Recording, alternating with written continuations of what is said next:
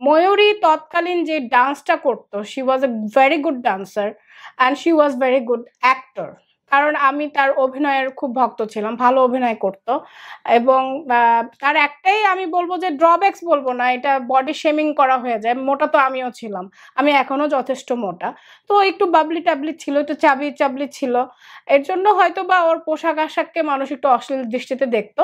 Actually সে একজন she was a very good dancer.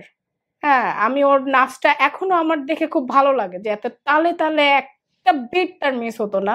আমি যে কাজটা করিনি তার উত্তরটা আমি এত বছর ধরে দিয়ে যাচ্ছি মিডিয়াকে। হ্যাঁ, এই জিনিসটা আমার আসলে এখন বিরক্ত লাগে, আমার ভালো লাগে না। এবং আমার আমার কিডসরা, আমার ছেলেরা আমাকে বলে যে মা তুমি এই প্রশ্নটার উত্তর কেন দাও? Why you give this answer? তুমি তাদেরকে স্ট্রেট বলে দাও যে আমি এই সম্বন্ধে কিছুই জানি না, আমি এই টাইমে ছিলাম না ফিল্মে। আমার ছেলে হয়েছে 2006-এ। আমি বিয়ে শাদী করে ওই টাইমে দেশের বাইরে চলে গেলাম 2003-তে। তো আমি কিভাবে ওই টাইমে কাজটা করি? অশ্লীলতাটা শুরু হয়েছিল 2002 থেকে 2006 পর্যন্ত ছিল। এই টাইমে তো আমি ছিলামই না। প্রথম দিকে এই সিচুয়েশন দেখে তো আমি চলে আসলাম এখান থেকে। হ্যাঁ, ওই টাইমে যারা অ্যাকচুয়ালি কাজ করেছে তারা এটার উত্তরটা ভালোভাবে দিতে পারবে।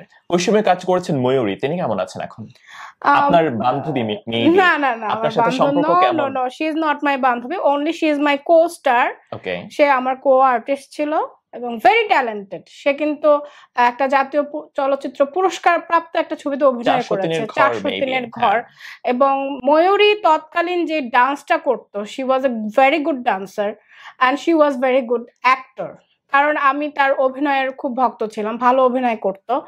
এবং তার একটাই আমি বলবো যে ড্রব্যাকস বলবো না, এটা বডি শেমিং করা হয়ে যায়। মোটা তো আমিও ছিলাম, আমি এখনো যথেষ্ট মোটা।